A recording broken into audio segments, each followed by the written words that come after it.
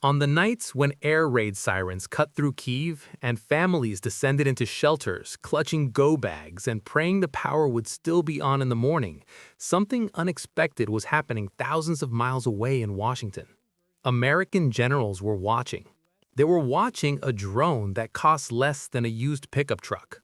A drone built from off-the-shelf components, navigating by GPS and basic inertial guidance, carrying enough explosive to collapse a building or knock out a car or substation. Simple, cheap, relentless. And they wanted one. The math problem America couldn't ignore. Here's the equation that's been keeping Pentagon strategists up at night. A single Patriot interceptor missile costs somewhere between $1 million and $4 million. One Iranian-designed Shahed drone, the kind Russia has been raining down on Ukrainian cities by the dozens, sometimes by the hundreds, costs around $35,000. That's not a typo, $35,000. About what a middle-class American family spends on a car. Russia launches 80, sometimes 100 of them in a single night. Some nights, the number climbs higher. The targets vary. Power plants, apartment buildings, heating infrastructure, hospitals. The point isn't always precision. Sometimes the point is simply to make the lights go out and the heat stop working in January. Even the most sophisticated air defense system in the world has a finite number of interceptors. Eventually, the magazine runs dry. That's not an accident of poor planning. That is a strategy, not precision. Exhaustion, economic attrition measured in megawatts and frozen apartments. Ukrainian commanders figured this out within the first months of the full-scale invasion. American strategists took a little longer, but they got there. Enough cheap weapons, fielded in enough numbers, will eventually break even the smartest shield. And if you want to win that kind of war, you have to play by those rules. You have to be willing to think small, deliberately, strategically, at industrial scale. The Pentagon's answer is called LUCAS, the Low-Cost Uncrewed Combat Attack System. Price tag, approximately $35,000 per unit. Range, over 600 miles. Warhead, roughly 50 pounds of explosives. If you've ever seen footage of a Shahed drone, LUCAS will look eerily familiar. Same distinctive delta wing shape, same rear-mounted pusher propeller, same low, loitering flight profile. That's not coincidence or laziness. That aerodynamic configuration simply works. It's efficient, stable, and manufacturable with relatively basic tooling. The same reason space capsules still look roughly like they did in the 1960s, or why the basic layout of a commercial aircraft hasn't fundamentally changed in half a century. Good engineering doesn't need to reinvent itself, it needs to be replicated. But under the skin, LUCAS is something different entirely. Its onboard processor uses AI to navigate through electronic jamming, one of the most significant battlefield developments of the Ukraine war, independently identify and strike targets, and coordinate with other drones in a swarm, without a pilot, without a remote control, without anyone holding a joystick back at base. It can launch from a truck bed, a ship's deck, or a coastal catapult. It requires no runway, no specialized ground crew, no elaborate support infrastructure. The operational concept is brutally simple. Press a button and let the math work. That last part, the autonomy, is what separates LUCAS from earlier generations of loitering munitions like the Switchblade or the HARM. Those systems still required a human in the decision loop. LUCAS is designed to operate in environments where that loop has been severed by jamming, distance, or operational tempo. The battlefield is moving too fast for radio calls, so the drone decides. What's arguably more remarkable than the drone itself is how fast it got built. From first sketch to first combat unit, 18 months. For context, the traditional American weapons acquisition cycle, the process that gave us the F-35, the littoral combat ship, the expeditionary fighting vehicle, typically runs 10 to 15 years. By the time those programs deliver, the threat they were designed for has often already evolved into something else entirely. The F-35 was conceived to fight the Soviet Union, yet entered service fighting ISIS.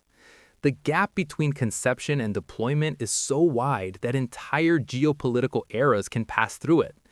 To break that cycle, U.S. Central Command stood up 2 dedicated units with one singular mission: cut through the bureaucracy, and get the hardware into soldiers' hands.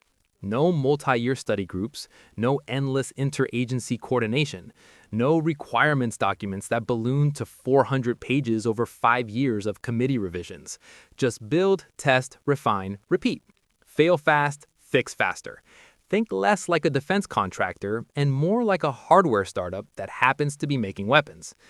It worked in a way that surprised even the people running the program. In July 2025, Lucas was officially unveiled at the Pentagon, presented not as a prototype or a concept demonstrator, but as a fielded system with doctrine, logistics, and trained operators already in place. By December, Task Force Scorpion Strike, the first dedicated one-way attack drone squadron in American military history, was activated somewhere in the Middle East. The precise location remains classified, but its existence doesn't. And on December 16th, Lucas flew its first combat sortie from the deck of a warship in the Persian Gulf, a moment that the Navy marked quietly, but which defense analysts noted with considerable attention. That last detail matters more than it might seem. The U.S. Navy has spent decades and hundreds of billions of dollars making its carrier strike groups the most powerful force projection platforms on Earth. Lucas didn't replace that. It extended it to every destroyer, every amphibious ship, every vessel with enough deck space to mount a launch rail. Any flat deck is now a potential launch platform for long-range autonomous strikes. The Navy just got a lot more dangerous, at a fraction of the usual cost. Lucas doesn't close any chapter. It opens one, and the chapters that follow are going to get complicated. The response to cheap drones is already materializing, and it's moving fast. Directed energy weapons, lasers capable of burning through a drone's airframe in seconds, are advancing rapidly toward operational deployment, with engagement costs measured in dollars rather than thousands. Kinetic interceptor systems designed specifically for the low-slow drone threat, rather than repurposed ballistic missile defense, are entering testing. Electronic warfare platforms capable of spoofing GPS, hijacking data links, and scrambling onboard processors are becoming smaller, cheaper, and more effective. A laser system that costs a few dollars per shot against a $35,000 target starts to look like very good economics, the counter to the cost exchange problem that Lucas was built to exploit. The spiral of offense and defense tightens, and each turn of the spiral creates demand for the next innovation. And the swarm creates its own category of problems that no one has fully answered yet. Not lawyers, not engineers, not ethicists, not the officers who will one day be responsible for ordering these systems into action. When an autonomous drone misidentifies a target, and it will because all targeting systems do eventually, who is legally and morally responsible? The operator who pressed the launch button? The software engineer who wrote the recognition algorithm? The program manager who approved the system? The general who ordered the mission? International humanitarian law was written for a world where a human being aimed a weapon and pulled a trigger. It has no clear framework for a weapon that makes its own targeting decisions at machine speed. The Geneva Conventions don't have a chapter on AI. How do you distinguish friendly from enemy when thousands of unmanned aircraft are sharing the same contested airspace, many of them built on similar platforms, flying similar profiles? What happens if an adversary reverse engineers the IFF, identification friend or foe, protocols and programs their own drones to appear as friendly? What happens if an adversary doesn't hack the swarm, but simply floods the airspace with cheap decoys that exhaust the swarm's targeting capacity before it reaches anything real? What happens if the swarm works exactly as designed, and the political consequences of that success are worse than the military ones? These are not hypothetical edge cases dreamed up by academics. They are near-term operational realities that military lawyers, ethicists, acquisition officials, and the officers who will one day command these systems are scrambling to address. The hardware got ahead of the doctrine. That's happened before in military history. The machine gun arrived decades before anyone figured out tactics that could survive it, and the learning process was brutal. The F-47, the most expensive aircraft ever built, is still in development, pushing the boundaries of what a crewed fighter can do. The B-21 Raider still patrols the skies, carrying the nuclear deterrent that has underwritten global stability for 80 years. The era of billion-dollar platforms, of exquisite, singular machines maintained by armies of specialists, isn't over. Some missions require that kind of capability. Some targets can only be held at risk by systems that can survive to fight again. But that era is no longer the only era. It no longer sets the terms of the entire competition.